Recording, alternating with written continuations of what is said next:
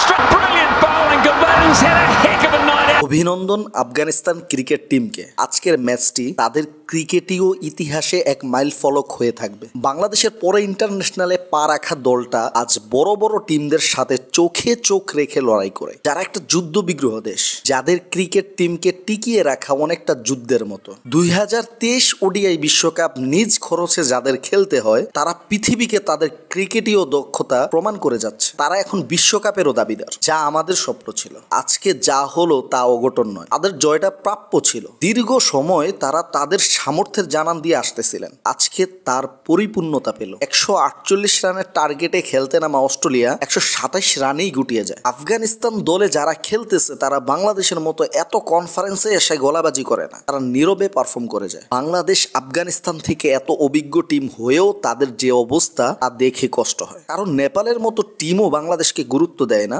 যতটা ভালো টিম তারা নেদারল্যান্ডসকে মনে করে। আজকে আরেকটি জিনিস চোখে পড়লো, তাদের ডাগ আউটে দেখা গেল দ্য লেজেন্ড ডুয়ান ব্রাভোকে, যিনি তাদের বোলিং কোচ। যেখানে অন্য দলগুলোর চিন্তা কিভাবে তাদের নিজেদেরকে আরো উন্নতি করা যায়, আর বাঙালিরা এমন একজনকে দলের প্রধান কোচ বানিয়ে রেখেছেন যিনি নিজের দেশ থেকে বহিষ্কার হওয়া, যিনি দলের মধ্যে বিভক্তি ছাড়া কোনো উপকার করতে পারেনি। অ্যালেন ডোনাল্ডের মতো কোচকে তিনি সরিয়ে এমন কোচকে এনেছেন যারা দলকে কি দিবেন, যাদের নিজের কেরিয়ারও নিজেকে কিছু দিতে পারেনি। এই বিশ্বকাপের পর যদি দলকে সাজাতে না পারে, তাহলে সামনে খারাপ কিছু অপেক্ষা করতেছে। আপনার মূল্যবান মন্তব্য জানাতে পারেন কমেন্ট বক্সে। দেখা হবে পরের ভিডিওতে। ধন্যবাদ।